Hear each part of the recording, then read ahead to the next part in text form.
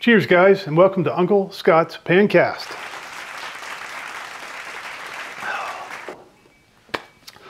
Got a lot going on in the old Pancast today. We're going to talk Costco and Sam's. We're going to talk inflation, supply chains, popcorn, peanut butter, paella update, and talk a little bit about this guy. This is a Debouillé carbon steel skillet. We're going to talk about some sticking issues, or lack thereof, in these Debouillés. Let's get started.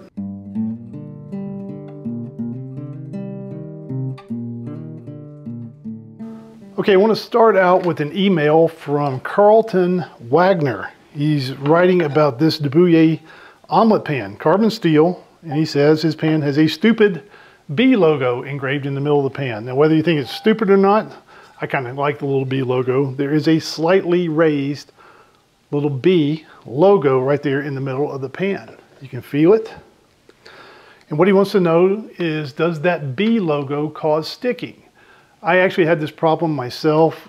I would be using this pan and I would get a spot about the size of a quarter right in the middle of the pan where that B logo is, where I would occasionally get some sticking. Now, the seasoning was fine, but it would stick in that one spot. Now, is that B logo causing the seasoning? Well, I did some checking on that, and I found that I get the same problem with other pans that don't have a logo. I get it in my smaller Matfer pan. And it turns out I did some checking with my Thermapen surface probe thermometer. And it turns out that sometimes when you heat these pans, there can be a slightly cooler spot right in the middle of the pan. So it's not the seasoning, it's not the logo, it's how you heat the pan. Now, for example, looking down from above over this gas burner, you see that the flame comes up and goes outward, and there's a kind of a metal cap there in the middle. And when you put a pan on that burner, there is a relatively cooler spot in the pan right above that cap. Now, if you let the pan preheat for 10 minutes, it's not going to be a problem. When I cook an egg, though, I only preheat this pan for about 1 minute and 20 seconds. And I did some checking there, and there can be a 50-degree or so temperature differential right above that cap between there and the edge of the pan, and that is what is causing the sticking. So we all think that gas flames heat very evenly. Sometimes they actually don't. And the solution here, and what I found that really works, is, say I'm going to preheat this pan for 1 minute and 20 seconds for an egg. Somewhere around 40 or 50 seconds, I just slide the pan over and let that flame, make sure it hits in the middle of the pan for 20 or 30 seconds, and slide it back and make sure the pan preheats evenly, and then you won't get any sticking. So no, the B logo does not cause sticking. Now let's do a little big box battle, Costco and Sam's. I've been in both stores in the past couple of weeks, a couple of times each store, and you can call me old school, you can call me a fuddy-duddy, but back in my day, Christmas sales at Costco started in August. These days they actually start in July. Look at this here at Costco. Christmas tree decorations on sale already. Can you believe it? But the reason I was at both stores is that it was time for my semi-annual purchase of the vat of Orville Redenbacher popcorn. And a couple weeks ago I couldn't find it at either store. And I went back a couple weeks later, both stores, and they're both out of them again. Now, you could always count on that Orville Redenbacher being there, but apparently now you can't. Corn is America's #1 most produced agricultural product. I did some checking, and apparently lots of movie theaters are talking about this. There is a popcorn shortage. Can you believe it? Now, popcorn, it's not a machine part. It's not a computer chip component coming in from overseas. Corn is our #1 agricultural product. Something is going on if we can't get our #1 product on our own store shelves here in America. No idea what, but something is going on in the popcorn supply chain. Also, since we're talking Costco and Sam's, I have both of their credit cards. Costco has a Visa, and it used to be an Amex. It's a Visa these days. And Sam's has a MasterCard. And I have both of those, and I thought we would quickly compare because gas prices have been so high. They've come down a little bit last couple of weeks, but they are still astronomically high. I thought we would compare the gas benefits on those credit cards, holding everything else equal. No creditworthiness, no credit scores, no minimum payments, no interest rates, holding everything else equal, just looking at the gas benefits. Sam's, you get 5% back on gas anywhere that MasterCard is accepted. Costco, their Visa, you get 4% on eligible gas.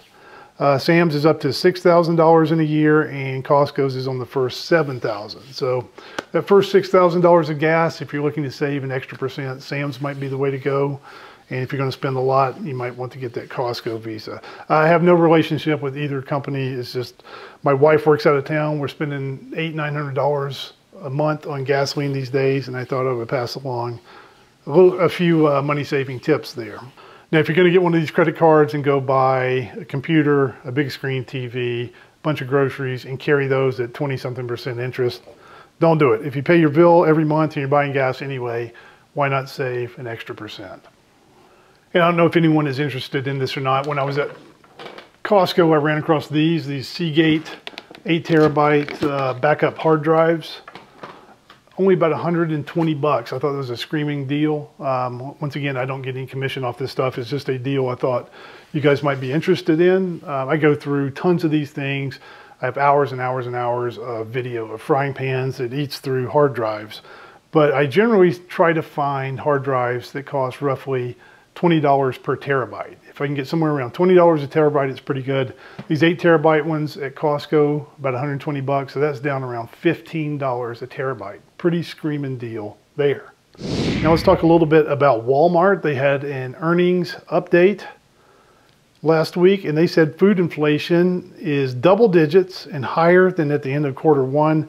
They say it's affecting customers' ability to spend on general merchandise categories and requiring more markdowns to move through inventory. So that's a quote from Walmart.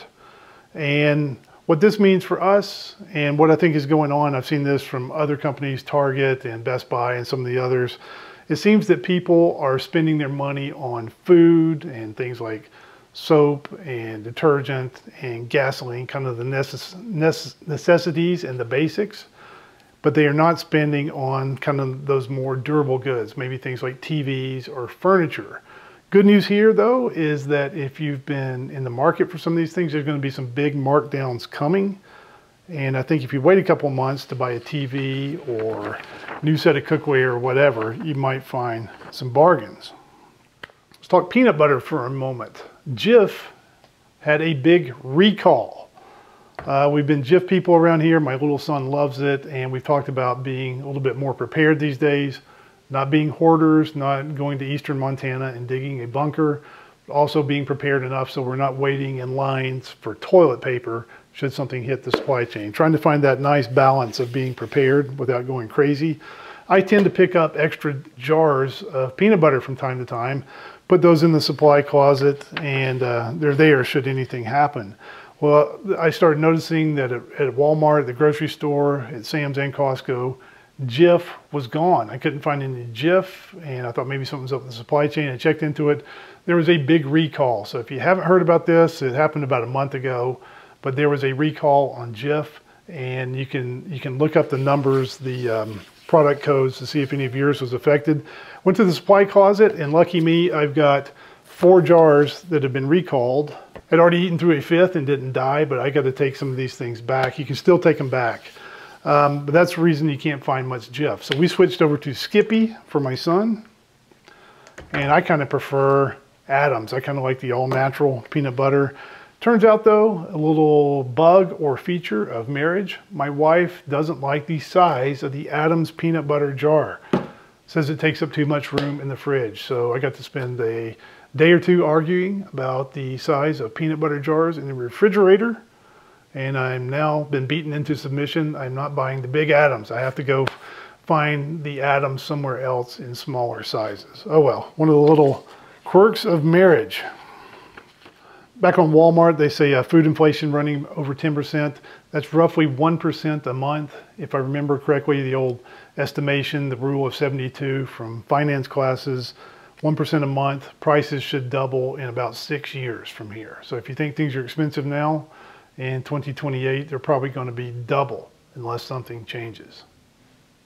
Sprite, we talk a little bit about branding around here. Sprite, always been a green bottle. Sprite has seemingly always been in a green bottle. Even back in the day when there were glass bottles, it was always a green glass bottle, green plastic bottle. Now, Coca-Cola has announced that they are going to move to a clear plastic bottle. Apparently, it's a little bit better for the recycling. The question here is this what you're used to? If you see Sprite in a clear bottle, is it going to seem weird? Is it going to seem different? Will you still buy it? Will you think something is wrong with it? May not be a big deal for Sprite, but think about the red for Coca-Cola, the red Coca-Cola cans, the bottles, the shape of the bottle. If they change that, would that be a big deal? Would Coke in a yellow or a purple can still sell as well as Coke in a red can? I think it probably would not. I think the color is a big part of the brand. So we'll see what happens with Sprite.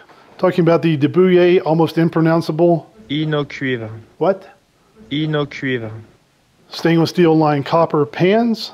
Aaron Ritzenthaler, probably mispronouncing that. He wrote in and just said that they're now $700 for that frying pan we reviewed. I got that frying pan on some sort of flash sale for I think less than $250. It was just a screaming deal, and it was gone very soon after I bought mine. It kind of popped up and it was gone. At less than $250, that is a screaming price on that frying pan. As much as I love Debouillé, I don't think I would go $700 on that frying pan. That is pretty doggone steep. If you need a pan, by all means, go ahead and jump on one if you need one. But a little bit of advice here. Lots of these high-end brands, especially some of the French stuff, some of the all-clad stuff as well, they go on mega sales from time to time. And you just got to sign up for different websites and they'll send you an email or whatever. But sometimes these things go on big sales, like 50, 60% off. Sales are there 1 minute and gone the next. Be ready to jump on them. But if you can hold off and watch for sales, you can actually save a lot of money on some of this high-end cookware from time to time. And a quick paella update. We did that review of the paella pan. We did a Pancast dedicated all to paella. I asked for paella tips. People have been going above and beyond the Call of Duty, sending in paella tips and recipes and advice. One person has sent in a 5 or 6 page PDF with pictures, all kinds of paella stuff. So if you haven't sent your tips in, make sure you do so. And I think enough stuff has been sent in that it justifies a standalone video. So thank you to all you guys who have sent in paella tips. And if you have more, make sure you get those in. We'll be talking more paella soon.